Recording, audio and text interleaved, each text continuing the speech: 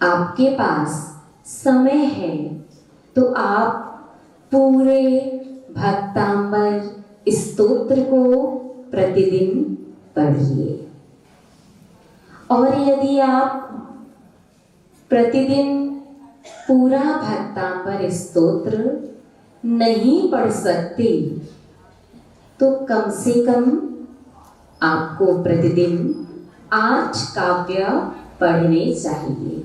वो 8 काव्य पहला, दूसरा, छठवां, 26वां, 45वां, 46वां, 47वां, 48वां, इन 8 काव्यों को आपको प्रतिदिन पढ़ना है।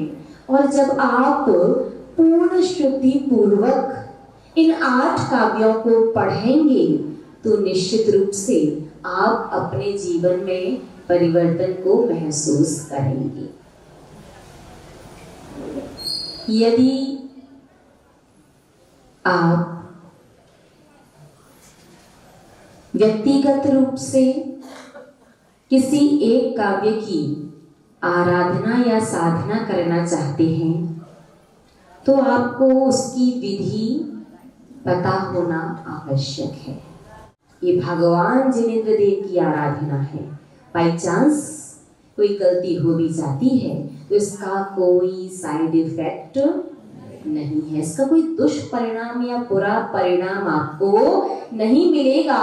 ये बात अलग है कि आराधना या साधना में आप कोई गलती करते हैं तो आपको वो फल नहीं मिलेगा जो मिलना चाहिए, बाकी कुछ ना कुछ तो जरूर मिलेगा। आराधना करने के लिए क्या करना है? बस आपको नहा धो करके एक जगह पर बैठना है और उस कमरे में लेट बाथ नहीं होनी चाहिए।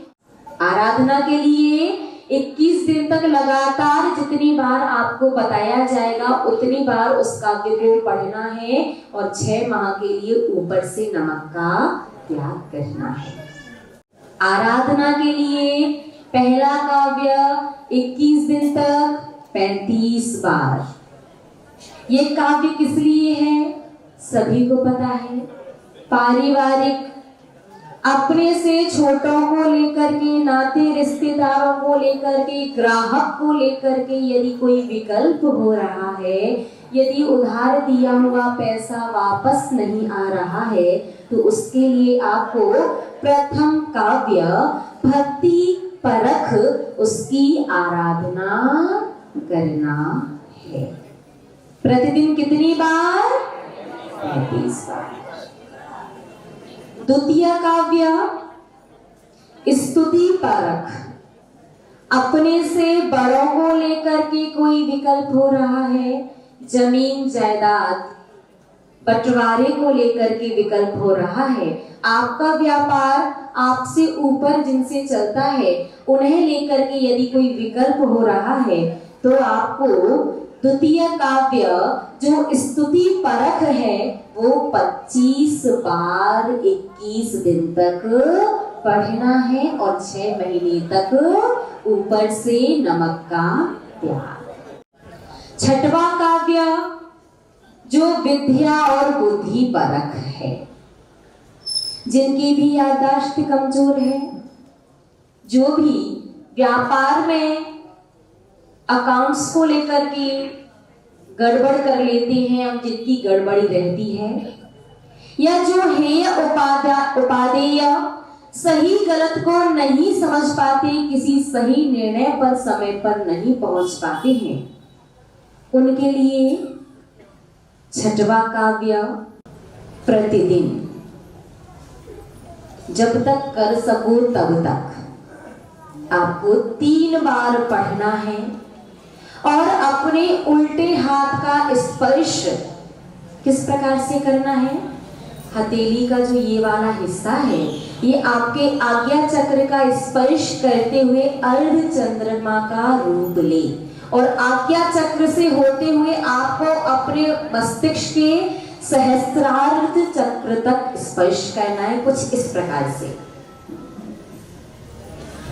समझ में आया?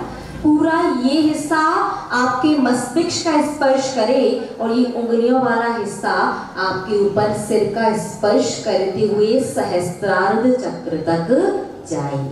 ये आपको प्रतिदिन जितने दिन ज्यादा से ज्यादा आप कर सकें इसे कीजिए। और यदि आपको पर्टिकुलर सिर्फ एक काम को ही याद रखना है या पर्टिकुलर एक ही चीज में अच्छे मार्क्स चाहिए हैं बच्चों को, तो आपको 6वें नंबर का काव्य 16 बार और 21 दिन तक, ठीक है।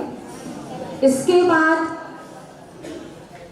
यदि आपको सिर दर्द और सिरदर्दी रहती है, टेंशन रहती है, तो आपको प्रतिदिन मंदिर में जाकर के गवासन से भगवान को नमस्कार करते हुए 3 बार 26वें काव्य को पढ़ना है। तो अत्यधिक जो विकल्प आपके मन में मस्तिष्क में रहते हैं, जो ओवर थिंकिंग की प्रॉब्लम है ना, बैठे बैठे फालतू का फिजूल का इतना सोचते कि बस सोचते सोचते पता नहीं क्या का क्या हो जाता है। तो आपको प्रतिदिन जिन मंदिर जी में जाकर के भगवान को गवासन से पंचांग नमस्कार करते हुए, पंचांग का तात्पर्य आपके दोनों पैर, दोनों हाथ और मस्तिष्क, ये 5 अंग जमीन का स्पर्श करें।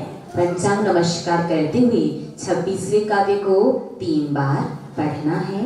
और यदि जिनके मुंह में छाले वगैरह रहते हैं, जिनके आहार नली में या पेट में छाले हैं, जलन होती है, उन्हें ये 26वां काव्य 28 बार और 21 दिन तक पढ़ना है।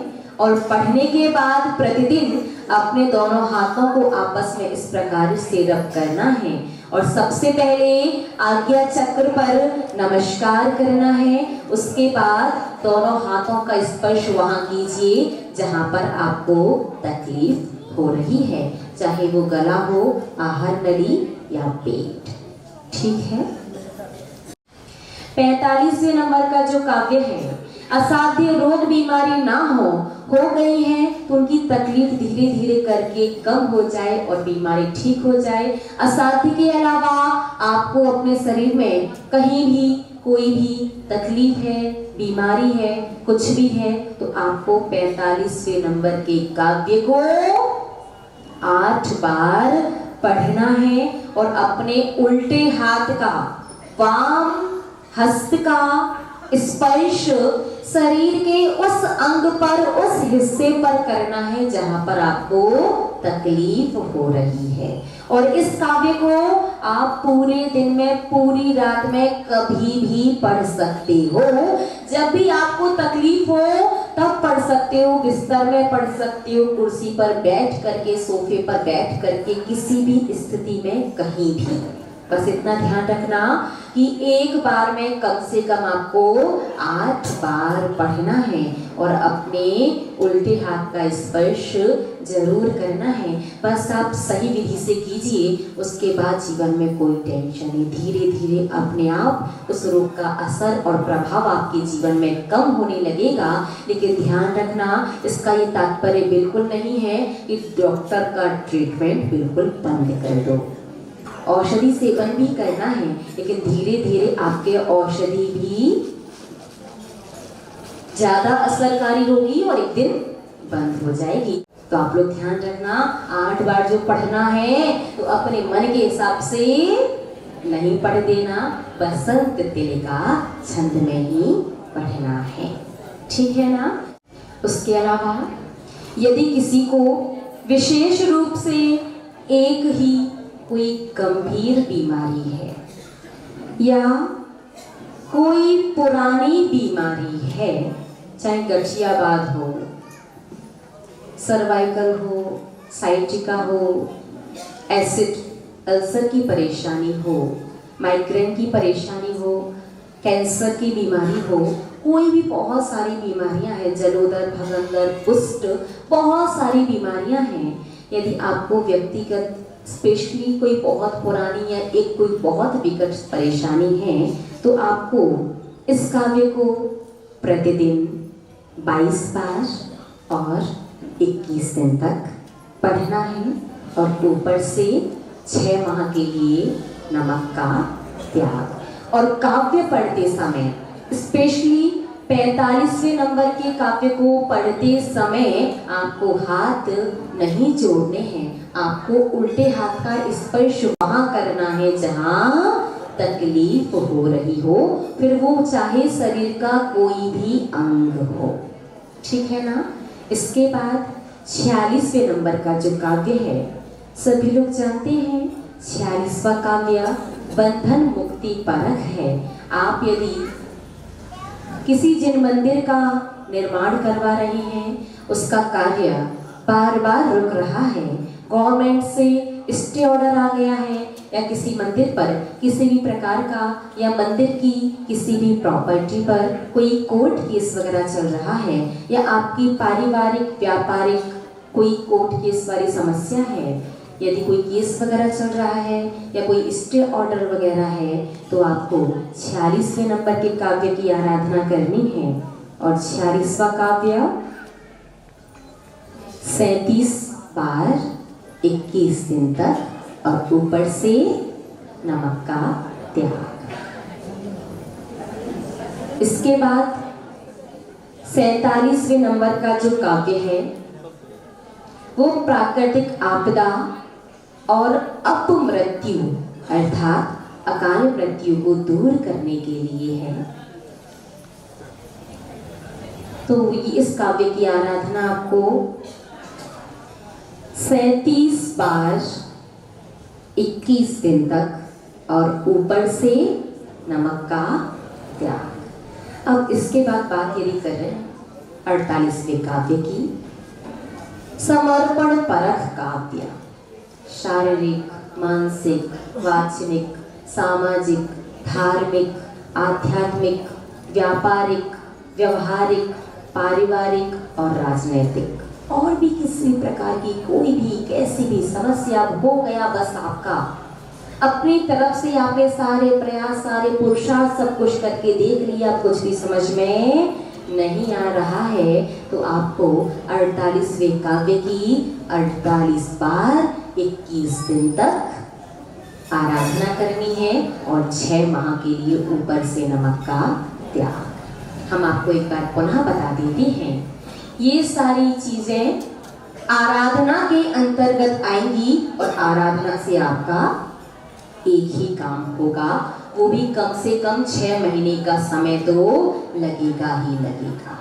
और उसमें भी यदि आपने एक बार भी पढ़ते हुए यदि वसंत तिलका छंद का ध्यान नहीं रखा है तो अपना देख लीजिएगा, फिर फल तो मिलेगा, लेकिन जरूरी नहीं कि वही मेरे जिस उद्देश्य के साथ आप वो कर रहे हैं। लेकिन एक बात ध्यान रखना, भले ही आप आराधना करें, लेकिन शुक्ल पक्ष में शुभ मुहूर्त में प्रारंभ करनी है और प्रथम दिन आपको पहले दिन भगवान के मंदिर में आकर के मिट्टी का दीपक और श्रीफल समर्पित करना है, चढ़ाना है। उसके बाद अपने घर पर बैठ करके आप प्रतिदिन आराधना करेंगे।